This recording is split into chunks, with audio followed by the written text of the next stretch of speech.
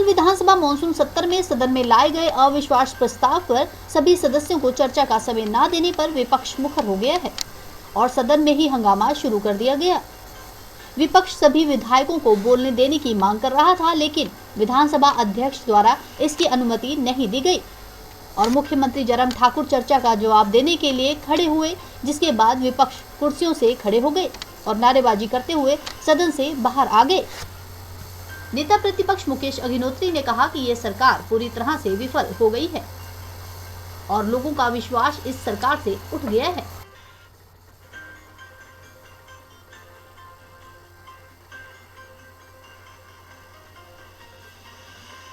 बंद कर रखी है।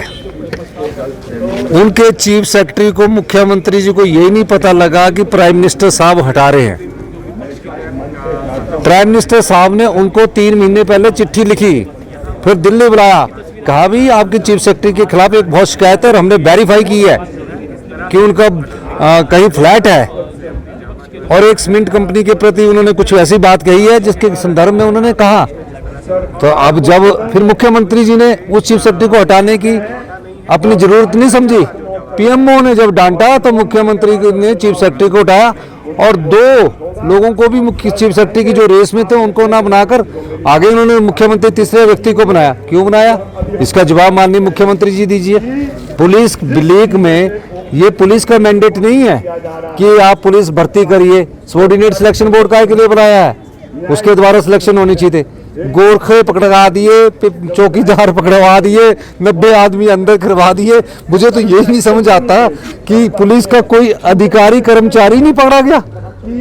तो चोर चोर मसेरे भाई वाली बात है, यानी कि पुलिस चोर भी मैं ही और थानेदार भी मैं ही। फिर एसआईटी भी पुलिस की गठित कर दी। ये तो उन ईमानदार पुलिस अफसरों का हमें धन्यवाद करना चाहिए जो कांगड़ा में जब डॉक्यूमेंटेशन चेक करवाने गए, वहां के एसपी, आईजी जो उस सिलेक्शन कमेटी के सदस्य थे और दूसरे सदस्य, जब उन्होंने ये पूछा कि यार जो उसने टॉप किया कांगड़ा में, जिसने टॉप किया, जब उनसे पूछा कि देश के प्रधानमंत्री कौन है, तो जयराम ठाकुर जी बोलते हैं। देश की राजधानी कौन है, तो वो बोलते हैं दिल्ली। तो जब उन्होंने पूछा भैया तुम्हारे इतने नंबर कैसे आए, तो उन्होंने अंदर जाके जब 1-2 चांटे चुंटे मारे तो उसने बोला जी मैंने तो 3 का जगह 5 लाख में पेपर खरीदा, मेरे को क्या पता, मुझे तो टिक करना था। एक क्वेश्चन को 1, 2, 3 दिए हुए थे, 2 क्वेश्चन को 3, 4 दिए हुए थे।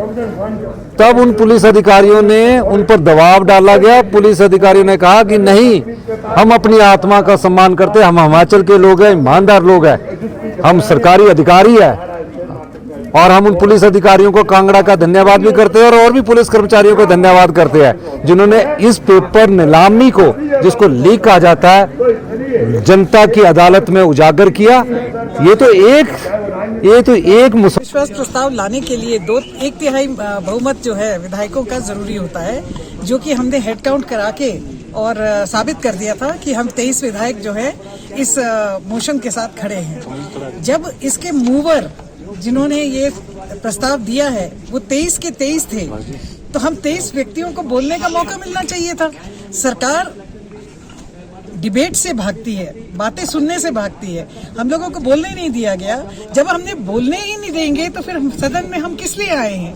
लोगों ने जो हमें मुद्दे बताए हैं या हम लोगों के मुद्दे देख रहे हैं वो महंगाई को लेकर के हैं, गैस के सिलेंडर को लेकर के हैं, महिलाओं के और मुद्दे हैं जैसे कि सरसों का तेल का मुद्दा है। आज आटा, चावल, घी, क्या बोलते हैं, दूध, दही, हर चीज पर जीएसटी लगा दिया। बागवानी के सेक्टर में कार्टन्स के ऊपर जीएसटी लगा दिया, खाद्य पदार्थों पे जीएसटी लगा दिया, पेंसिल और शार्पनर तक में जीएसटी लगा दिया। ये मुद्दे हैं, लोग इनसे त्रस्त हैं। तो हमने विश्वास जो है सरकार में, हमें तो विश्वास है नहीं, पर जनता को भी नहीं है। ये आपके सामने जो है, जब चुनाव होंगे ये बात आपके सामने आ जाएगी। मगर हमें इन्होंने बोलने नहीं दिया, जबकि ऐसा कोई भी रुकावट नहीं थी।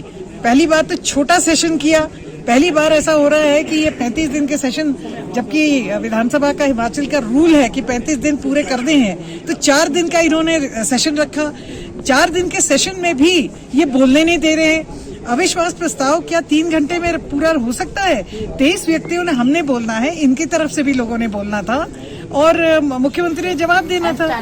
निश्चित तौर पे हमारे इलाके की बातें इन्होंने सुनी नहीं, इसलिए हम जो